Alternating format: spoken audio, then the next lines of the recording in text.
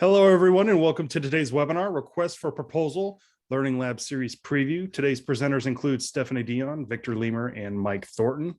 If at any time during the webinar you need tech support, please send me a direct chat.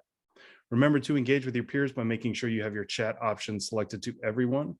During the webinar, please submit any questions you have to the Q&A box, and we will take those during specified parts of the presentation. Mike, would you like to get us started? Yeah, welcome everybody to the Learning Lab promo overview webinar. Want to point out, as Justin mentioned, if you have any questions at any time during the presentation, you can either put them in the question and answer box, or the chat box works as well. Question and answer is a little bit easier to keep track of because then we can mark them as having been answered. If you do want to speak and are brave enough, you can raise your hand, use the raise hand item at the bottom of the screen, and Justin will be able to allow you to use your audio. And with that, I believe that's all we've got to go over as far as how to use the interface. So with that, I will turn it over to Victor.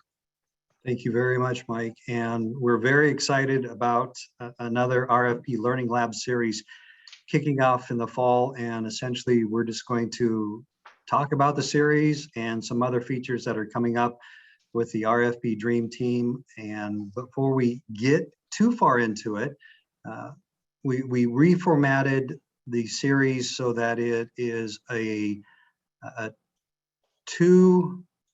two-hour webinar every day, or every day that we do it, there'll be two-hour sessions.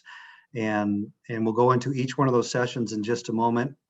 And we'll do introductions in just a moment too, but a question that we often get in regards to the RFP Learning Lab series is, what level is this for?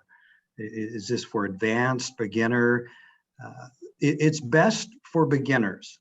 If you're just new to the world of procurement and you haven't done an RFP, or you've done them and you want to go into a deeper dive, it is good for beginners, but we get a lot of seasoned public procurement professionals that come in and not only learn something, but they contribute a lot to in our breakout sessions. They'll bring advice, but a lot of interaction. We highly engage in our classes, so anybody is welcome to attend. And then also, if you miss a lab, unfortunately, it is a live only session. It won't be recorded. So if you want to attend, I encourage you to sign up. And also, if you're new to RFPs, the lab series builds like a story where each session builds on it, and there's different chapters. If you want to specialize on one area, feel free to attend that one only. But for the real benefit and all the concepts that we cover more in depth, I encourage you to sign up for all those sessions in advance. The dates are available, so you can mark your calendar. And then plus, I think it gives you enough time to pursue funding to attend. You'll walk away with some education hours, but on top of that, new information and experiences that will benefit your office and yourself too in your advancing career as a public procurement professional. So with that, let's go ahead and jump into our introductions. And Mike, why don't you kick it off? Yes, my name is Mike Thornton. I am currently the purchasing manager at the city of Leesburg here in Central Florida. Been there about 16 years, been in public procurement for over 25. So I'm currently at a smaller agency, so I get to dabble in everything. Don't get pigeonholed into doing one type of solicitation. So that's probably what I love most about my job and working at the agency I'm at, is I get to touch everything, get to be involved in everything. So with that, I will turn it over to my colleague to the north, Miss Stephanie Dion. Good afternoon, everybody. Thank you for joining us today. It's an exciting time. My name is Stephanie Dion. I'm the new director of the Procurement Center of Excellence for the province of Manitoba. Thank you. It's just over 3 months now that I started this new position. I've been in public procurement just over 15 years. And right now, my work entails, I'm the architect of the procurement architect of the government of Manitoba. I'm responsible for policy, practice, training, systems, customer service, and templates. So amongst other things. So that's my area of responsibility. Prior to this, I worked at a Crown Corporation where I specialized in engineering services, municipality, and another provincial government in the Yukon, where I started my career in 2001. And that's also where I met Victor, who was working at the time with the state of Alaska. That was 10 years ago, more than 10 years ago now, Victor, was it, or close? Yeah, it was just over 10 years ago. Pretty much. So Victor? Thank you. And as Stephanie noted, I do come from the state of Alaska and worked 30 years for the state, half for the Department of Fish and Game and half for the Department of Administration, where I eventually ended up in the Division of General Services as a contracting officer. And the nice thing about my boss at that time was they would send us out twice a year to attend NIGP classes in person. And that's where I fell in love with NIGP and fell in love with training and have been working with classes and volunteering for NIGP ever since. And I encourage you to do the same if Alaska is near Hawaii. Yes, if you look on the maps, it's just below California. Alaska's right here and Hawaii's next to it. So yeah, we're very close. Weird weather conditions. It can be freezing in Alaska below California. No, joking.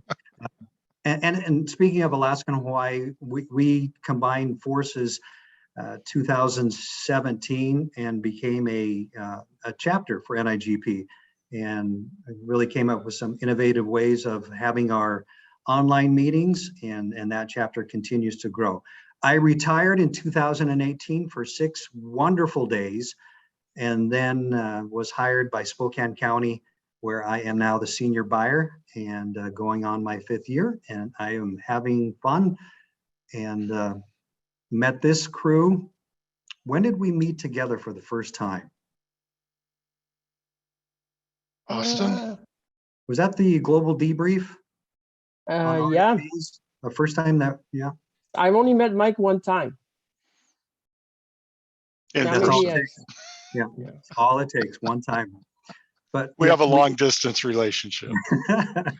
but we volunteered with NIGP to rewrite the global best practice on RFPs. And from that session, or are we going to talk about this further, or should we touch on that now? On I what? think on Go for it. how we got together. Go for it. Okay, so from that, the group came together and we rewrote the global best practice, and the 3 of us decided, if rolling this out, we should do this at Forum, which we did and had a great turnout. And that just showed us the level of excitement and also the lack of knowledge on RFPs. And we decided, let's form a team, and we did that. We added 2 other best global practices into the RFP document. There were 3 separate ones. Now there is one global best practice. And then we just worked on the global best practice for debriefs. And we'll talk about that more in a little bit, but that's how we came together. We performed, we taught at 2 forums, one virtual and one in person, and then we're back together again, teaching 3 sessions this year. And we'll tell you about that more later on as we move along.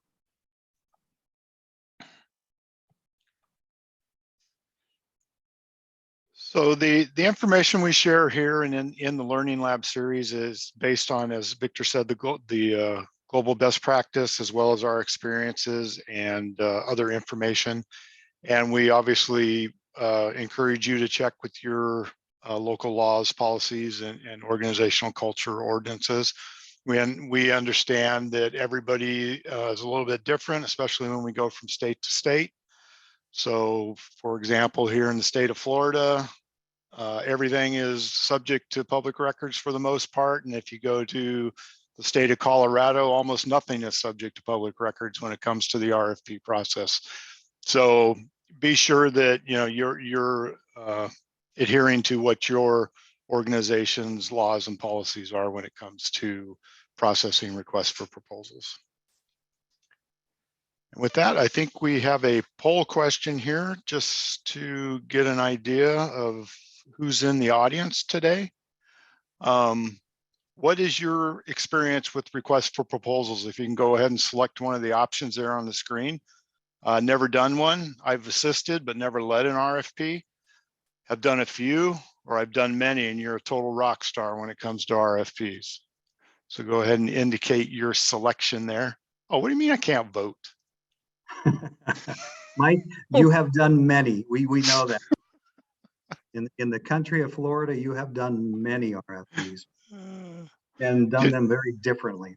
Tend to do more RFQs, requests for qualifications, than RFPs, but yeah. We'll give everybody about 5 more seconds.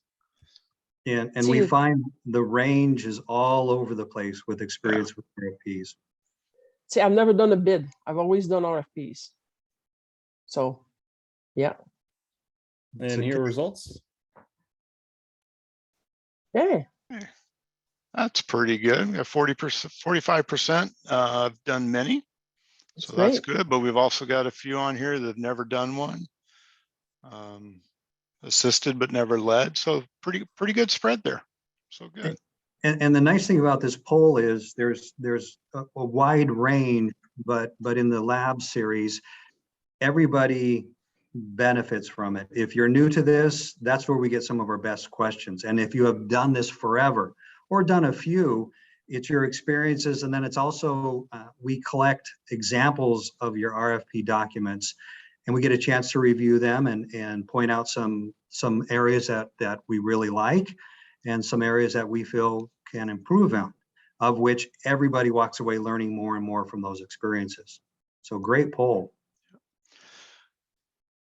So things that are hard to explain. I did a evaluation committee training session yesterday for our public works folks.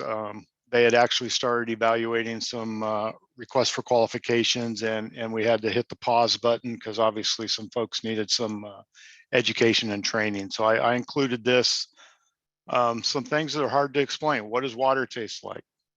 What color is a mirror? Kind of interesting once you think about it. And I think what is a request for proposal is also one of those things. And I think this little baby's face is kind of what I get from my city manager when I tell him a bid is not a RFP and an RFP is not a bid.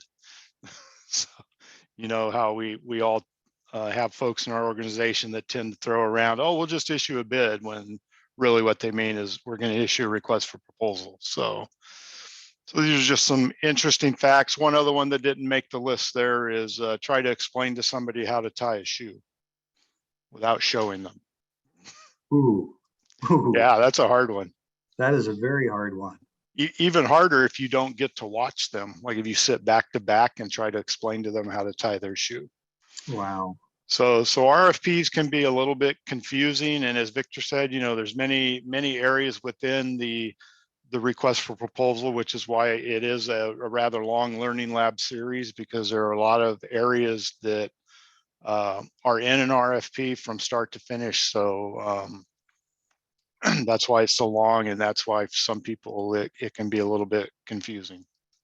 But the nice thing about, again, just to promote the series, is you come away with enough information that if you need to explain to an end user why a RFP would be so much more beneficial from a bid, and indeed it is, sharing that information, the why behind the process is one of the big things that we really promote throughout these series. Getting somebody on board, understanding why one method is better than another for that situation, opens the door for future dialogue, networking, communication with your customers. So it definitely, you might not be able to explain what water tastes like, but you definitely will be able to explain, in this situation, I suggest using an RFP. So what you'll see, Victor's already touched a little bit on this, and we've combined some of the labs for efficiency and just to remove redundancy and to provide additional content. So we'll have 6 sessions. You can pick and choose whatever you like. There won't be recorded. The session is based on the RFP Global Best Practice that we produced in 2019. That was just before the pandemic, I believe, that we presented in Austin. So you'll have a mix of everything, lecture, some breakout sessions, group assignments, readings, and a lot of stories. We're good at sharing stories, as you can probably already tell. So this is the type of instruction that you can expect.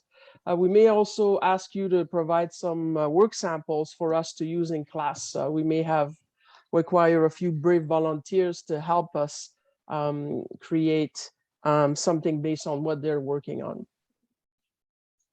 And I would yep. definitely say those people that were brave walked away with a much better document after the 3 of us got a chance to thoroughly review it and make some very good comments, I thought. And, we're not going to provide you with a instruction manual with detailed ingredients and cutouts for you to just go and bake recipe RFPs back at your office. RFPs need to be executed based on your policies and procedures that you have.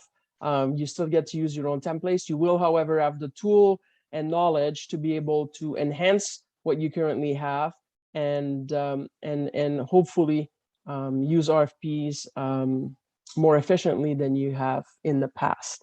So, of course, the training never replaces professional judgment. You still have to apply that judgment, especially in an RFP. We can't plan everything. There's no black and white rules as how to go. Some things are more black and white, but some things are multiple shades of gray and need the application of judgment to be executed well. So, and if you're not familiar with the term professional judgment, we spend quite a bit of time on that concept, and it's a skill that procurement people are very good at doing. If you're not comfortable in working in the gray and being able to surf through it and come out with the right decision, then maybe procurement is not your cup of tea. But procurement people kind of like treat their work like every day is Christmas. You get into work and you open up the mail and, hey, look what I got today. But it is that professional judgment that will lead you into the decisions that you will be suggesting to your end users to help them throughout their journey. And journey is also part of the theme behind the lab series. We take you on a journey from beginning to end. And we'll talk about that here as we kick off our first learning lab, which will be September 29th. And it is 2 2-hour labs. First, introduction to RFPs, and the second starting with the end in mind. Now we say 2 hours, but we find that often we'll hang around as long as needed afterwards. And 20 minutes, half hour, we did a couple times there on some of those deeper concepts. And we just took question and story until nobody was left around. But the lab part itself will be 2 hours for each one of those sessions. Now, the first one is called the Introduction to RFPs. This is an overview of the RFP process or process, depending on what part of the continent you're from. There, Stephanie, I got it out of the way, okay? But if you say it is Christmas and you get one of those new things that you have to put together and you don't read the manual from the beginning to the end, there's something at the end or in the middle that if you're not aware of, you may throw away a tool, a nut, a screw or something, and you don't realize how important it is to know the entire process before you begin. And that's what we're going to do with the introduction to RFPs. We'll walk from beginning to end so that you get a high overview of the entire thing and talk about why an RFP would it be a good choice to use in some circumstances, and when it wouldn't be a good solicitation method. We talk about each step along the way. We talk about the time frame, and then we also talk about the different types of RFPs. You may think there's only one RFP to rule them all, but there is not just one RFP. And Mike does a really good job about explaining the different types of RFPs in this lab and in the last lab that we'll talk a little bit. But the thing to keep in mind with an RFP that I already hinted about is keeping the end in mind. There are many things that if you don't pay attention to and make note of from the very beginning, in the middle, when the solicitation is out, and when you're evaluating, it could have some different problems. Some things you keep in mind with the very beginning is who's drafting it, who's on the evaluation team, what criteria do we use? Should we be keeping notes along the way? All these things that you want to keep in mind. And Mike, do you want to explain the graphic you chose for this one again? It always makes me chuckle.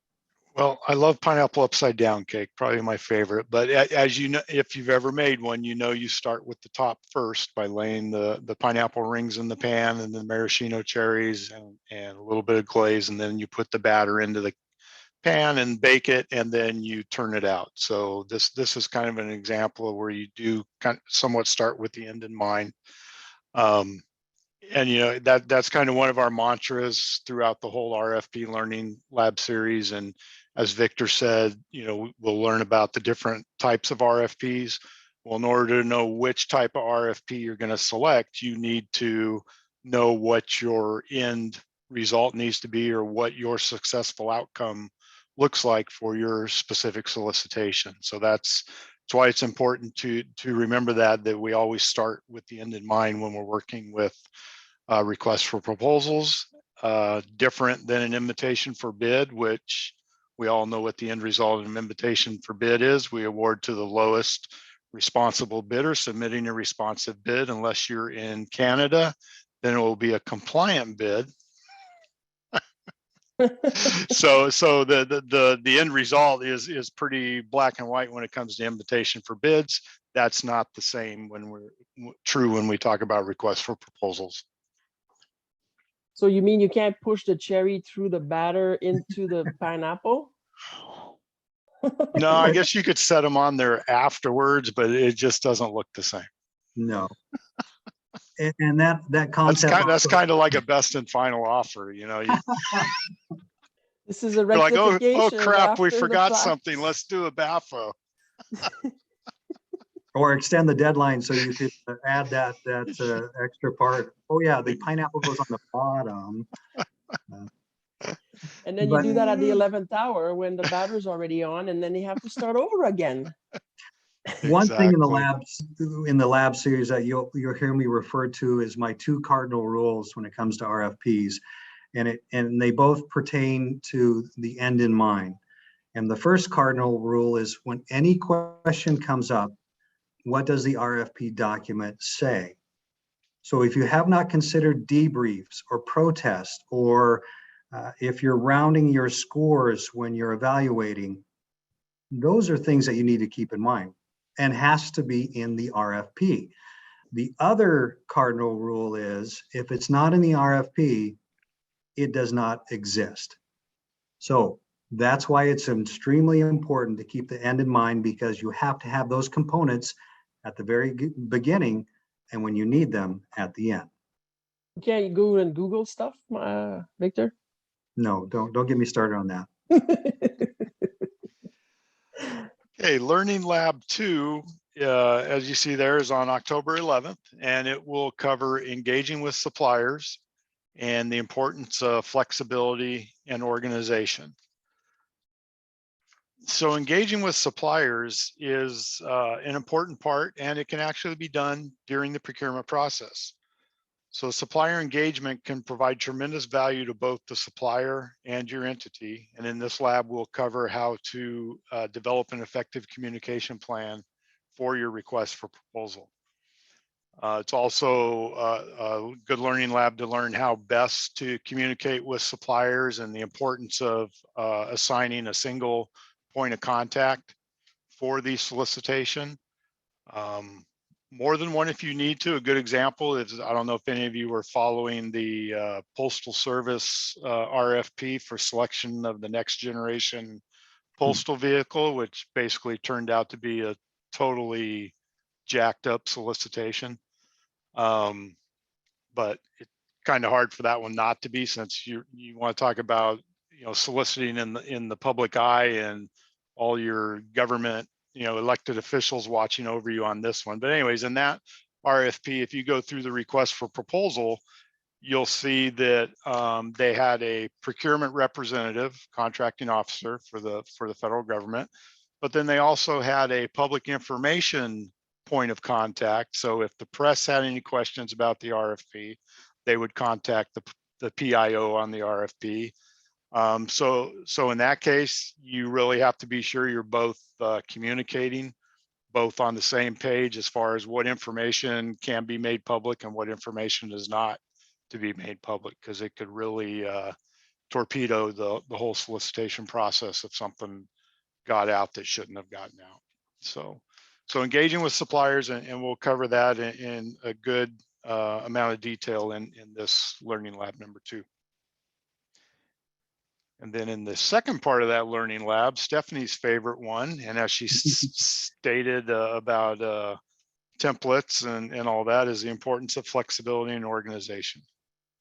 Yes, so this is one of my favorite labs, certainly a very critical piece of the RFP. A bad document and is really problematic on many fronts. So we'll be talking about, we'll be dissecting a RFP document and reviewing the various sections.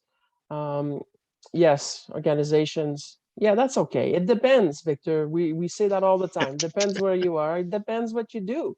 Depends who's reading. That's So rule 11. We'll be discussing the benefits of having a well-crafted template and which sections to invest your energy in, and where you should have flexibility to be able to customize your RFP, and also just some tips and tricks to design your scope of work, the condition for participation, how to put the sections together so that the information is in a logical order, easy for vendors to read through, because ultimately what we want is to put to market a document that is that will land on a yes pile. So if when the vendors get your RFP, if it's too hard to read, if it's not organized well, if it's too long, if it's too convoluted, then they won't respond, because they have 50 others that they have to respond to. So we'll talk about what that would look like in practice. We'll give you some tips, some examples, and also I think we have a couple of user guides that we're going to be sharing with you to take back and customize in your entity. This was my least favorite one. They're back to back. Why is that, Stephanie? Why is it your Oh least favorite? no, because we don't do responsiveness as responsibility in Canada. We do it, the federal government does it, but there's another fellow Canadian in here in Victoria. We do compliance. It's compliance, and so it's a difficult concept for me to translate. But I think we got there, and it's really the first part of the third lab will be explaining what that means, the elephants in the room, what is what for responsibility and responsiveness. We'll talk about how to distinguish the two, where they apply, and we'll provide you with quite a few examples to be able to help. Of course, the more responsiveness criteria or mandatory criteria that you have, the more non-compliance or non-responsiveness issue you end up with in the end, and that could also lead to protests. So we'll try to connect all the dots for this one, because we have to think with the end in mind. Do we really need to know this information, and when do we need to learn it? Yes. And this was a particular learning lab that was essentially Stephanie teaching us to tie our shoes without showing us. She was the best person to try to understand the concept and then write this so that it was very clear and concise. So I commend her in creating this lab. She did a very good job. Yeah. And in the second part of the Learning Lab 3, we will cover evaluation criteria, defining your evaluation criteria specific to each request for proposal, not reusing from one RFP to the next. Will allow you to pick the one proposal that stands out from the rest, kind of like that red apple from the rest of the green apples. Yes, Stephanie. This is we need to do this in this lab. We need a poll to see who reuses the same evaluation criteria in every RFP because it's part of their template. Justin, write ourselves a note, please email us that so we remember to add that in lab number 3. Or if you want to indicate it in the chat right now, if your agency has a habit of just reusing, recycling the same evaluation criteria. Hey, bring me in the template, would you? Yeah, the same one again. Thank you. Yeah, that's the first thing I did in our template here when I started at the province. I removed that so that, yeah. Oh. Well, and then during this lab, Mike does a great job in regards to a lesson about if you only had one criteria, what would it be? And it's a good lesson in regards to the thought process that we have to go through to look at each one of them and not just go, yeah, grab that experience, the team, and the solution one again. Okay, yeah, that's good. You know, and you know, I'll throw a little nugget out here too, is, you know, one mistake that, you know, even though you may not use the same criteria from one RFP to another, how many people use the same criteria from the last time they solicited the same commodity or goods and services? It looks here that it's a bit of a mix. Some people change the evaluation criteria, some people don't.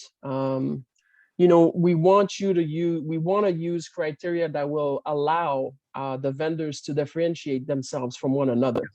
And when you compare grocery stores, you don't compare them whether they sell 2% milk or not. Or bread, right? They all sell 2% milk and they all sell bread. So what would you use to make them differentiate themselves, right? So you'll focus on specialty items perhaps that they have. So that's the same kind of principle that we hope to convey in that lab. Beer and wine. Beer and wine, yeah, not in Quebec, yes, but not in Manitoba. I'm curious how many people attending never knew you could change the criteria. You can, you should, but we'll talk more about that when we get to Learning Lab number 3. And the other element that we will discuss has to do with, which we discussed quite a bit, is point allocation, how to weight the different criteria, and being sure you have the right balance in your criteria, especially when in an RFP, when you're pulling price and cost into the equation. You need to be sure that the weighting is proper so that you don't send one, you know, maybe if you weight price too high, well, then quality doesn't matter. If you weight quality too high, then price doesn't matter. So there is a fine balance there to get the results that you're looking for in that particular solicitation. Here's another poll question. Who rates criteria at 5%? 5%. Who has criteria in the RFP that are weighted at 5% of the points? They're all silent. Nobody's going to say me. Well, I see in our proposals, more of our RFQs, they will look at the submission themselves and they will give it 5% on how it looks, how it laid out. And it's just, it's one of the things the county does and always has done. And I still working on them to go, is that really important? If their form looked good, their report looked good. You could use that Somebody- 5% someplace else. Yeah, we used to use overall impression. We have some good nuggets here in the overall impression. In the chat, someone says that they don't use weight in the RFP. So that's Inga. Let me just So go I'm down here. guessing they use points. Or they use their, Thumbs up, thumbs down. Red, green, yellow. it's not her fault, Mike, be nice, right? They use their judgment, gut feeling. Say Flip a 5% coin. on quality. They don't go that low vendor who look at the higher amount and go for those with the smaller versus those with the smaller amount. That's right, Diana. They would invest their efforts in preparing their response where the greatest impact is. Diana Carefoot. Sorry, if I mispronounce your name. Don't use waste. Inga, what do you use? Seriously, Inga Campbell. Can you want to tell us what you use? Feel I free to hope you turn come to the on your lab. mic. Yeah, you Yes. can turn on your mic and your camera. I hope you come to the lab so we can talk through this more. No, while we're waiting for Inga to chat or to come online at this point, anything that we've covered so far raises questions or anything about the topics involved in the labs that you have want some more information on, now would be the time to raise those questions. And since it's question time, that's why we pose that question to Inga too. Yes, thank you, Justin. Inga, if you want to, you can open your mic, just raise your hand, and Justin has a magic wand that makes it all work. But it's those comments that makes us go, where we don't want to make a judgment call on just something like that, where there's usually a good justification, explanation behind why that process is done that way. And we would find out. Difference between weights and points, Mike?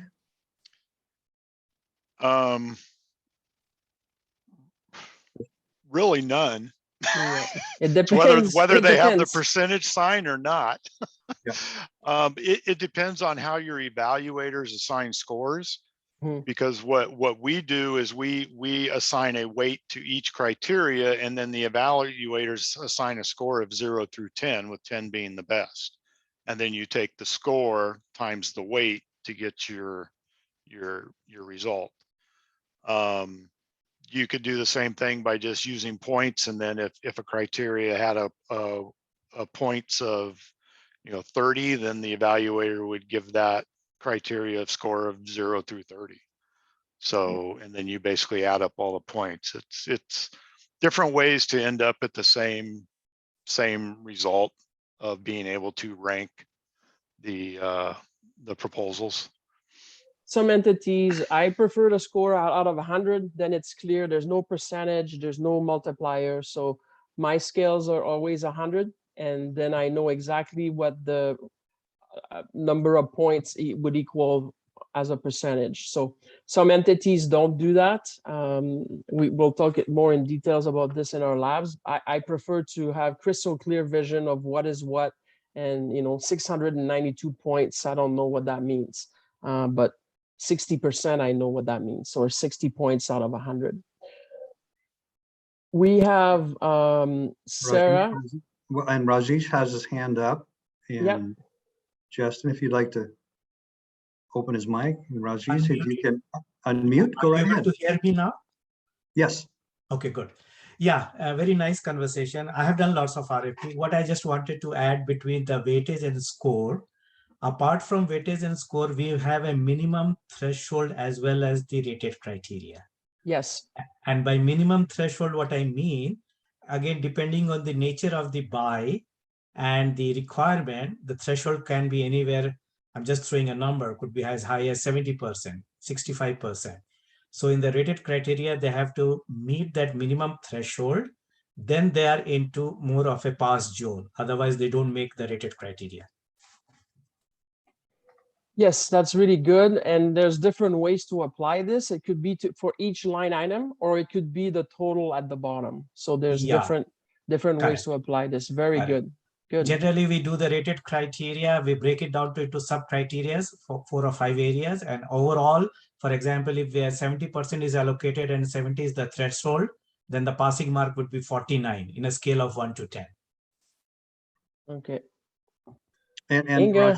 Rajesh, if you come to our labs, we'll probably ask you to send us an example of one of your RFP documents just to see what that looks like at your end. And for Samantha's question in regard to scenarios for different solicitation methods, time permitting, we'll get to that at the end of the session. Otherwise, as mentioned, that would be covered in session number 1. Inga's there. She put her information. She said that they're working towards weight. However, the work now on ranking based on the evaluation committee's expertise. So Inga, bring your evaluation committee to the the learning labs, and because that would be difficult for us anyway to challenge. It would be using an undisclosed criteria, and the vendors not knowing what to submit, and it could expose the employees to potential problematic situation if it was challenged. So strongly encourage you to get some weightings and some scores in your RFPs, because in case of a challenge, it'll be very difficult to defend. And I'm going to real quickly take on Abby's question. Says, I'm new in public procurement and with RFPs. I just want to know the difference between responsiveness and responsibility. And I'm going to try that very quickly because this is a very short amount of time, but we go into that in a great depth. Stephanie does in the lab. Responsiveness means you can do it, and responsibility is how well you can do it. That's it in a nutshell. And Mike, if you want to add a little something to that. Well, in the lab, I'll go into that in RFPs, you're actually trying to determine who is more responsible. Yes. Whereas in the case of a invitation for bid, you're just responsible. You can either do the work or you can't. Where in RFP, you're trying to determine who is more responsible, who is more capable or the most capable of providing a successful outcome for your entity. And in regards to responsiveness, those are usually related to mandatory requirements, and it's a pass-fail. Must have 5 years of experience. If they say we have 4.5, they would be found non-responsive, and they wouldn't move forward to the evaluation team. Complex two items get very confusing, and that's why we really like to take a lot of time to explain the two.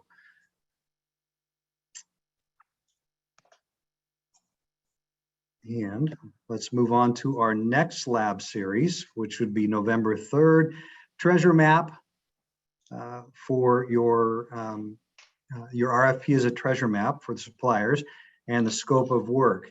Now, the first one, your RFP is a treasure map, is essentially just that.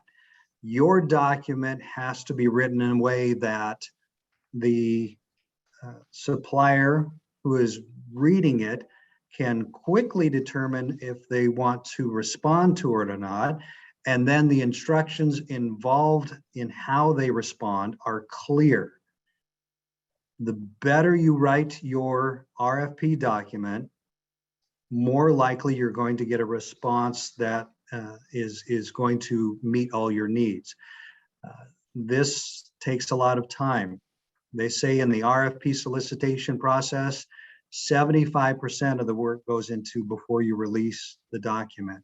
So this part is very essential in creating the template and taking out the items that aren't necessarily needed for that solicitation, but making sure your instructions are clear. And then the other part of this two-part is the scope of work. And we say in several of the labs that this component is the most important part of your RFP document. When it comes to the scope of work, to get the supplier to understand your problem and how they're going to fix it, the scope of work truly is the most important part of your document.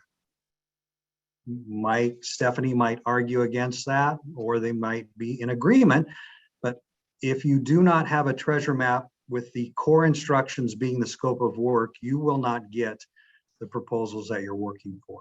We have some great doozies of scope of works that don't really explain the problem. And then we have some really clear, concise ones that really show you how to write your scope of work for the best results.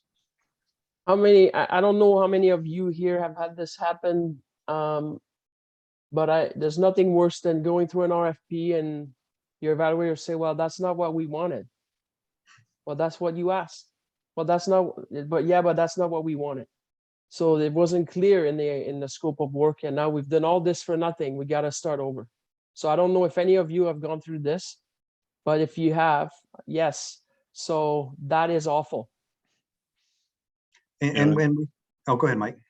Kind of back to the treasure map, you know, we all have to remember that suppliers have choices, and it's very important to have a well laid out RFP document that suppliers can take your document and put it on the yes pile instead of the no pile. And I'll bring up some statistics when in that lab on how many RFPs suppliers receive, how many they review, and how many they actually respond to, and kind of what takes your RFP and moves it from the maybe pile to the no pile, or from the no pile to the yes pile.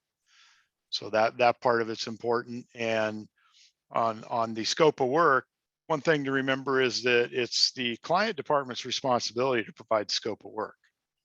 It's not purchasing's responsibility to create the scope of work, because if you let me do it, you're going to get what I want you to have, not what you want to have.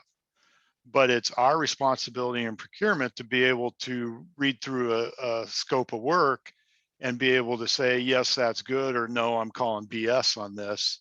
You've written this for a specific supplier. So that's kind of what we'll go over in that learning lab as well. And we also emphasize a lot about networking with your end users. Yeah. You have to translate what they're describing in the problem that they want solved. Sometimes you're saying, I'm not asking you to describe how to solve the problem. I only need you to describe the problem. And sometimes it's hard for them to get their mind around it. The trick with procurement is to ask why professionally and not like a 3-year-old, because you'll get different answers depending on the tone and the way that you work forward in responding to drafting the scope of work. And sometimes there's some good comments here in the chat. Sometimes it's better to describe the expected outcome, and as long as and ask for a solution to meet to describe your problem, and then describe your expected outcome, and then let them come up with the solution and how they're going to get you there. And that becomes a performance spec versus a prescribed spec. So we also have Emil, who's put in the chat here. There's a NIGP, the definition of responsive bid proposal in the NRFP, NIGP dictionary. I'll copy it in the chat here for everyone to have. Thank you for doing that, Emil. Yeah. Then our next series of 2 labs will be on November 15th. This used to be one complete lab, but then as we taught it the first time, we realized there is a need to distinguish between these 2 topics, and we use up the whole time on both of these as we go along.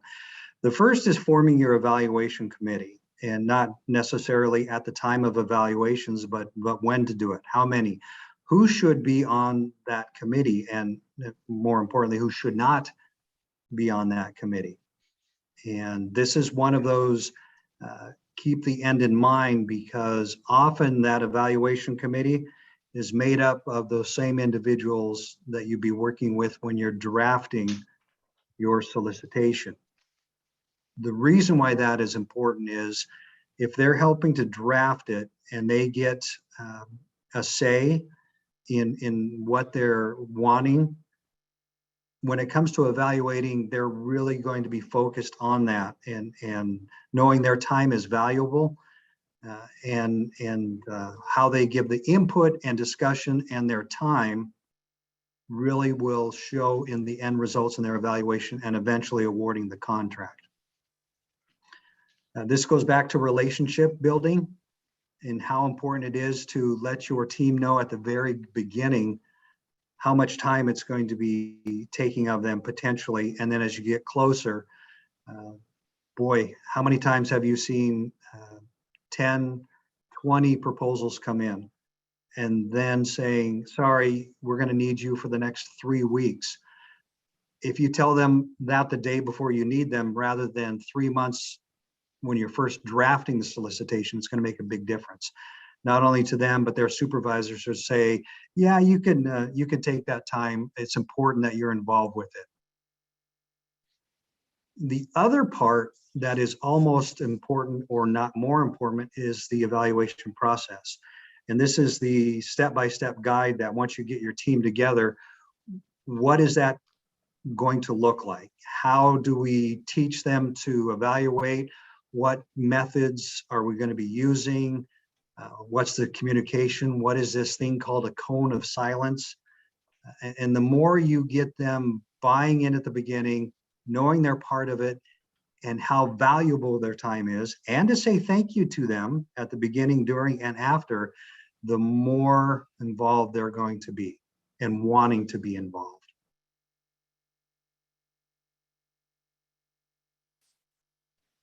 Yeah, kind of to build on that, you know, the evaluation process and the evaluation committee, especially the committee, I think that's probably the most important part of the RFP process, and where you have the chance of most things going wrong. Things during the RFP while it's on the street, question and answer, problems with the scope, all those can be resolved through addenda, whatever needs to happen. But once you get into the evaluation committee process, things can really get kind of sideways on you, and that's where a lot of application of professional judgment can come in as well. So.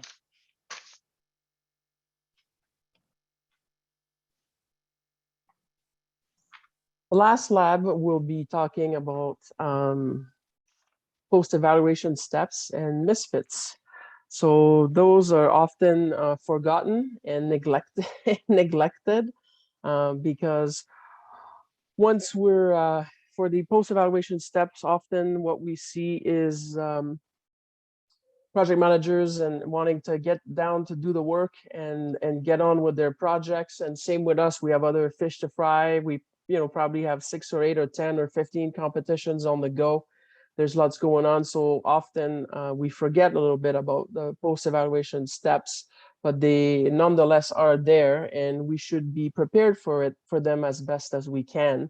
So in this lab, we'll talk about the various steps, which are protests, debrief, and audits mainly. And we'll be discussing that in details, what happens, how to best prepare for them. They're unavoidable. The key is and it's a right of the proponents to use these steps. However, it's up to us to be as prepared as possible, as best prepared as possible. So should that occur, to me, it's the ultimate test on our performance. If we go through a protest or an audit, and then we'll find out pretty quickly if our documents and our processes are effective or not. So if you have auditors in your entities, I encourage you to bring them to your training and bring them to your meetings, because nothing changes faster than going through an audit that is not very good. So if you want things to change, that's that. But also, we want them to do that because you want to be able to measure your performance and see where there's problems in our processes and documents, so we can fix them and reduce the level of risk exposure to our entity and ourselves. So we'll be talking about this We'll be talking and presenting also the debrief best practice that we've recently completed last fall.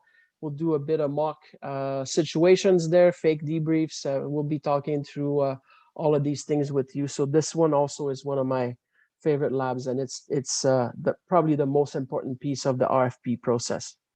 And Stephanie's acting skills for this lab is incredible. Yours are better. Yours got a 5-star rating a couple of weeks ago. We'll keep everyone waiting for that one. No more details on that one. And I'm really thinking we need to change this. The more I look at the Misfits, the more it should be diamonds in the rough or hidden treasures or something like that. But Misfits is essentially, I mentioned earlier, we're going to talk about different types of RFPs. This lab, we're really going to dig deep into some really unique RFP methods, some criteria that Mike uses that just blew me away. It's like, how did you come up with that concept? Mike, do you think it's in this lab or in the evaluation criteria you're going to reveal your new A, B, C, D, E, F evaluation criteria? We'll do that one in the evaluation criteria. Okay, that is really fascinating too. And I steal a lot from Mike when we do these labs because he brings some different stuff that I never thought would be possible. Risks is shareful. Thank you. We don't steal, we share. I know we share because if you're stealing, if you're Yes. stealing from me, you're stealing from someone else, essentially. That's when it comes right. to procurement documents. Which is a side note, if you ever have a need for documents or examples, check out the NIGP library. And if you don't find current documents there, Perch Issues is perfect. You throw out a question and you're going to get 10 responses within an hour. But back to the RFP Misfits. Risk is something that we try to avoid, but with some different criteria and RFP methods, you can address risk in a much more way that is not a surprise. And that's what we talk about with Misfits. And finally, in Misfits, the part that I really enjoy in this lab is we talk about the best value approach, where a blind RFP with page restrictions and also the options for the suppliers to talk about risk and a risk mitigation plan on top of that. After they fit meeting the scope of work, then they can offer any solution that they think that we didn't think of in a additional value portion of that. But that's part of this lab, and I'll save more details for when we get to that at that time. So we are open up for any more questions or comments. And we'll talk about some other upcoming events in just a little bit, but if you have any more questions or comments, thank you for putting, Stephanie put the brand new global best practice for debriefs. If you'd like to take a look at that document and the RFP, good job. You can download those. We encourage people who are attending the labs to read those in advance, make notes of areas that they might have questions on or confusion, or sometimes they have examples of, I don't call them mistakes, I call them learning opportunities when something went bad or south in a RFP process, and they learn from those too. While we're waiting for any questions, should we take up real quick the different scenarios in which you would use an RFP, IFB, and RFQ, or quotes real quick? Can you put them in the chat? Sorry, which one was it? An RFI, RFP, RFQ? Was that what I was? Well, Yes. just the different solicitation methods. When would you use an RFP opposed to invitation for bids? Or an RFI too? I saw an RFI. I never use an RFI. So how about that? Well, that's no. An RFI, a request for information, is a market research tool. We'll discuss that more in engagement with suppliers. When would you use that? Is when you would use that as market research when there's really no other way to find information that you need before going to market. My hesitation here is because sometimes it is misused. I've seen it often misused to get too much information and really skew a subsequent competition. So it's very a slippery slope to use an RFI willy-nilly without a clear intent and purpose. So cautions on no. So I've used them in my career probably once or twice, and that's it. So there is a place for those, however limited. That's my pitch. I'll frame that in a different context. I've used an RFI a few times, and typically when I will use them is when I do not want the department being out there on their own, going all cowboy, trying to gather information for whatever commodity is they're going to want to procure. I look at it as an RFI is requesting information in more of a structured framework and a structured process so that that information can be collected in the same manner from each potential supplier and processed through the same framework through procurement.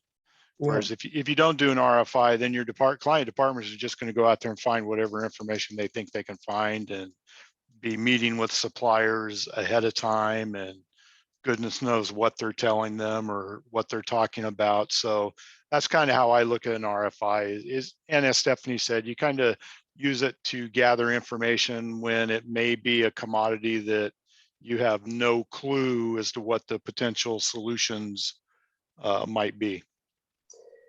Yeah, and I see Sarah here talks about when she's used RFI when the department doesn't know what they want or options available. That's why we go to market. Tell them your problem. You don't need to know what the solution or what's available. Give them your budget, give them your problem, give them your expected outcome.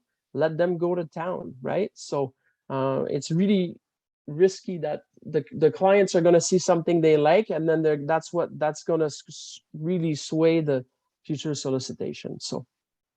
And then just for clarification, in regards to the term RFQ, I think we need to say either quotes or qualifications. And sometimes it's confusing if you just throw RFQ out there, because when I came from Alaska, where we never did a request for qualification, and I came to Spokane and they started talking about RFQs, about going to architects and engineers. And I said, isn't that a little bit over the formal threshold? Quotes wouldn't work in that situation. So from here on, RFQs to me is requests for qualifications, and quotes is getting quotes. So that's the difference between those two.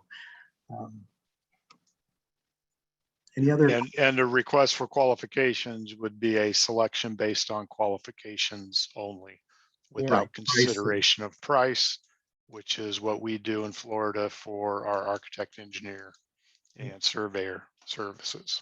Some people do invitation to bid, request for quote. Really, the two are similar in the sense that they only look at price. So that would be the same. So it could be, if you're looking at just price only, depending on your entity, ITB or RFQ, or in Canada, invitation to tender would be the translation of this invitation to bid. So we're getting more chat and comments in the chat box and any more questions. Just looking forward to our get together in August in Boston. We will be doing 3 sessions during forum. Open mic night on RFPs is just that. We will be in the room. We'll have some topics to discuss, but it's essentially any question that you ever had on RFPs.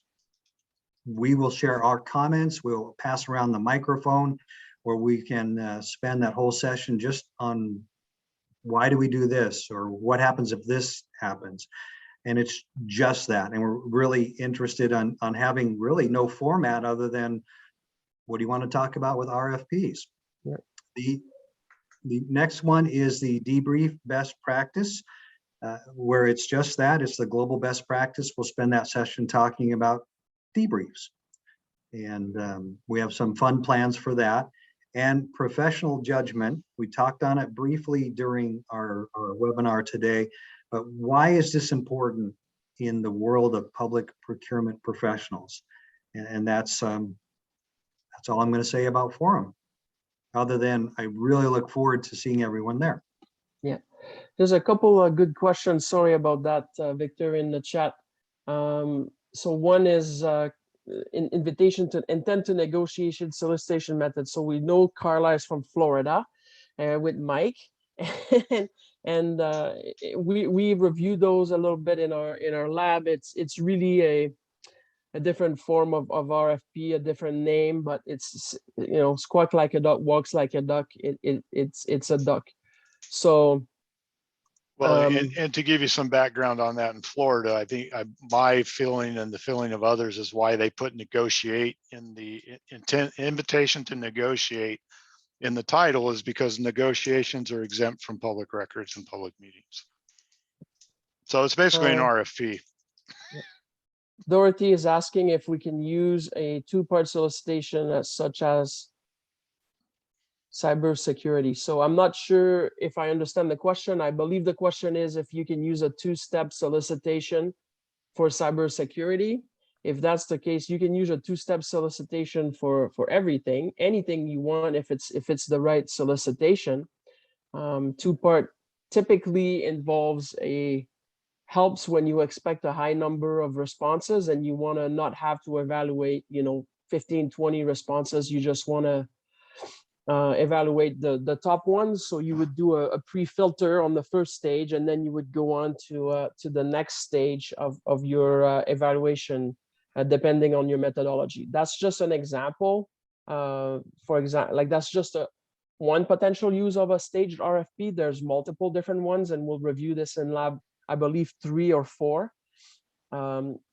We do a deep dive on this, but yes, you can use the answer, the vanilla answer is yes, you can, just has to be right. And be also mindful that it can be a little bit more complex, but also much more valuable. It's harder in the front and easier in the back, for sure. Essentially, aren't RFPs sort of a two-step process anyway, with the responsiveness? And those that are determined to be responsive then move forward to the second part for the evaluation? Yes and no. Yes, but the more responsiveness criteria you have, the more issues you can face with them not meeting them. So I really try to have the least number possible, like be on time. That's your only mandatory criteria, is be on time and sign that page. That's it. The rest is then it really helps with the non-compliance. So I hope I answered the question. I hope I answered the question for the cybersecurity. And Kimberly has a question in the Q&A about the time and the Learning Lab series. Each session is 4 hours. Yes. Consisting of 2 parts. So it's 4 hours, and part A will be the first 2 hours. Part B will be the second 2 hours. And we really combined them so that we could dispense with the intros and all that stuff for each of the 2-hour blocks. So it gives us more instructional time by having a single 4-hour block. So we found also that attendees were mostly the same from one lab to the next. So you don't need to hear 12 times that I work for the government of Manitoba. You'll hear it only 6 times. So that should be enough. You mean we don't introduce you as our neighbor to the north every time? So normal turnaround time for what that you give for a response for questions. So April, it's we have regulations on this here. We're subject by trade agreements, so it depends on, again, it depends on the complexity and the it depends on the complexity of the RFP, depends on the time of the year, the timing. And if you go like just before Christmas and you give them 2 weeks to respond, nobody's gonna respond to that. They won't have time, right? Remember, you always want to land that RFP on the yes file.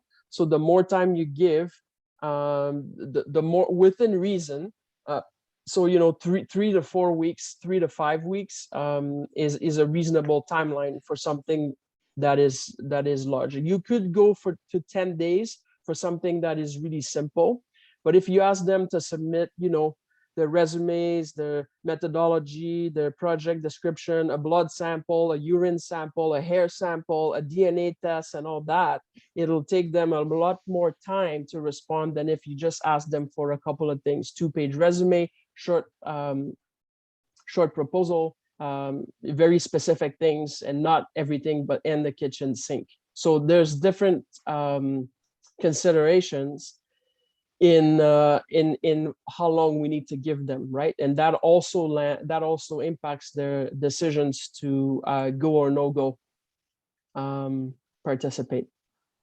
I Yeah, exaggerated, of course. my general rule is 30 days and then go up or down from there based on the solicitation. Typically, I would go up. Any less than 30 days, in my mind, you're telling the suppliers that you already know who you want. So that's when you're going to get your client department saying, well, why can't we just put it out for 15 days? You know, so that's kind of how I look at it. You know, the longer you go or the more reasonable a time you have, the better the responses you'll receive. And Rajesh is right here in Canada. We have the CETA, which is 25 days for purchases that are applicable to CETA. That's if you have an electronic tendering system, and if you gave a pre-notice of intent. You post a notice of planned procurement to give the market a heads up that this is coming up. CFTA is not as CFTA doesn't have the specific numbers, but it does talk about the reasonableness of the request that commensurate with the complexity of what you're asking. Thanks for that.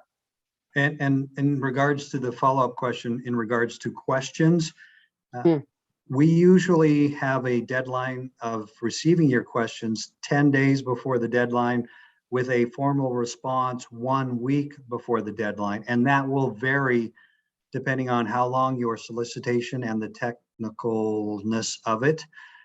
The important thing is that they get those answers with enough time to be able to respond.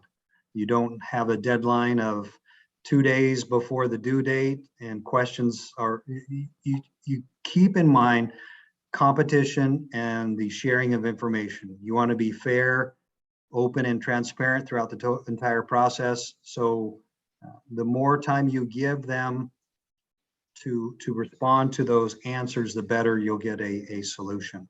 Yeah, for sure. And you know, you can keep flexible on this. We say, you know, however many days it is, and that after, if anything comes up after that, it's up to us if we respond. We may not have time to respond, so that they take a chance.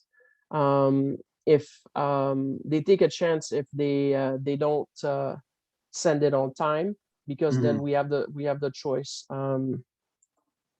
Now, real quick, the question before April, Norman wrote, can you explain more as to why would negotiation documents be exempt from public records? Well, is Norman in Florida? Because the comment I made about the invitation to negotiate applied to Florida.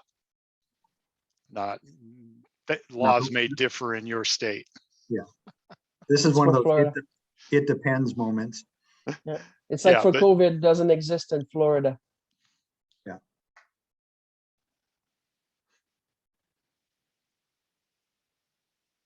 Let's see.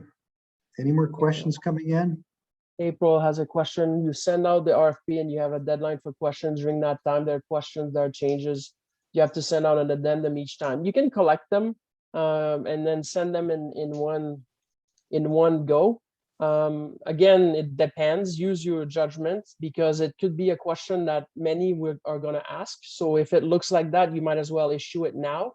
Or if it's material and it's really problematic and it impacts the response greatly, you'll want to get that answer out as soon as possible to give the vendor a chance to be able to adjust their response accordingly. So it really depends, April, what kind of questions you're getting.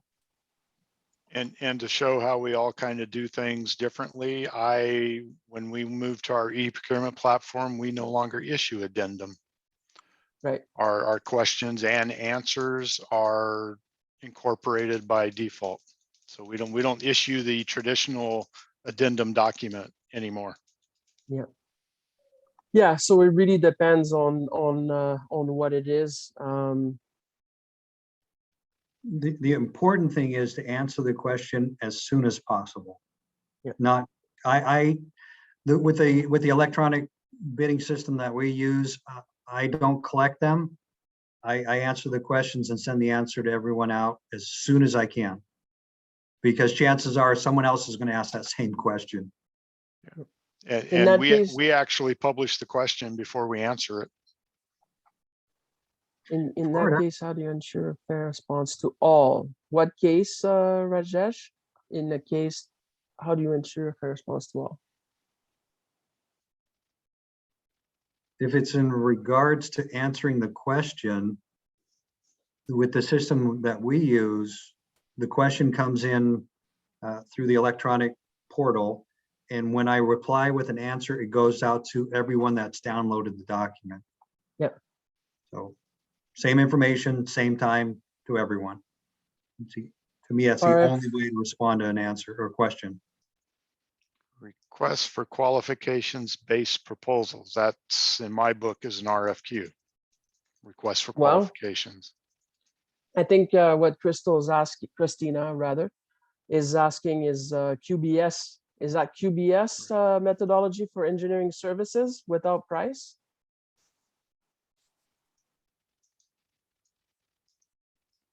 Christina?